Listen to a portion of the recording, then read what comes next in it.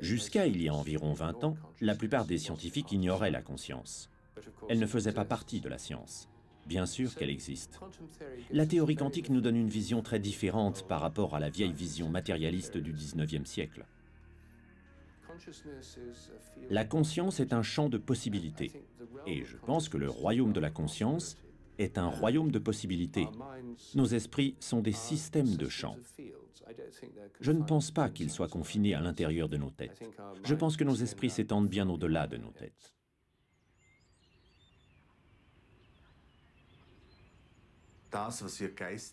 Ce qu'on appelle l'esprit a le pouvoir, le potentiel de contrôler et même de protéger ce que l'on appelle la matière ou le corps. Le bon moment est arrivé pour que cela devienne de notoriété publique. Il y a des expériences, y compris des expériences scientifiques, qui montrent clairement que l'on peut influencer la matière avec notre esprit. Par exemple, lors de l'expérience PEER à l'université de Princeton, ils ont installé un système avec des petites balles.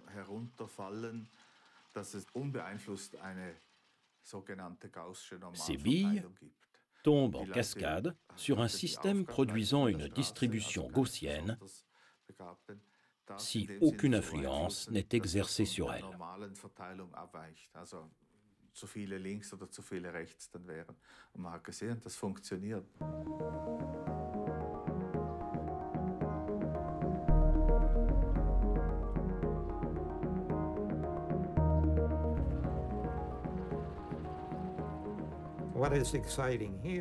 Ce qui est excitant ici, c'est que nous sommes dans un laboratoire de sciences physiques, et que nous produisons des effets relatifs à l'esprit, à l'âme et à la volonté. Des balles affectées descendent en cascade et des parties affectées émergent d'une petite boîte microélectronique. Tous les résultats à partir desquels nous induisons des effets découlent de dizaines de milliers et même de millions d'essais répétés. Nous voyons encore et encore et encore ce changement dans la direction de l'intention.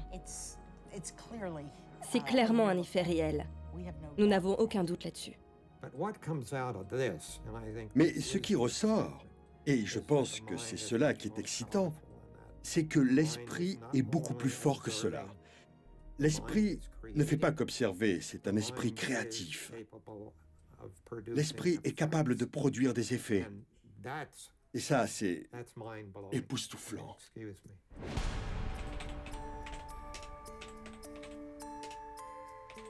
Dès que nous abandonnons l'idée que l'esprit est confiné à l'intérieur de nos têtes, si l'on accepte l'idée que l'esprit dépend de champs qui s'étendent bien au-delà de nos têtes, alors ce n'est pas un problème d'accepter ces phénomènes. Ils entrent dans une vision plus élargie de l'esprit. C'est exactement le type de phénomène auquel on s'attendrait si l'esprit s'étend au-delà de notre cerveau.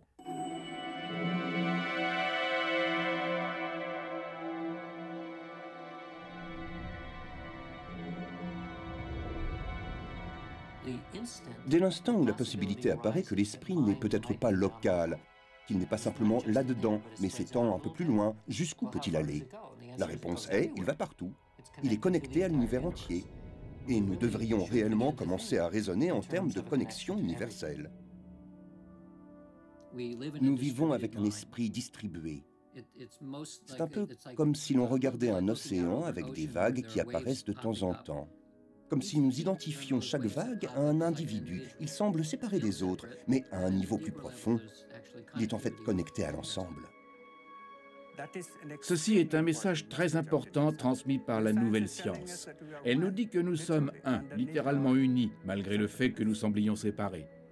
La connaissance nous montre qu'il est stupide d'être violent et de ne pas aimer parce que nous sommes reliés.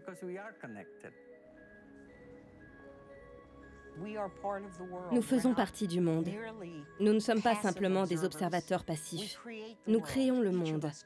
Chacun de nous à un degré minuscule, mais collectivement, cela prend une ampleur considérable. Le monde est une construction de la conscience humaine.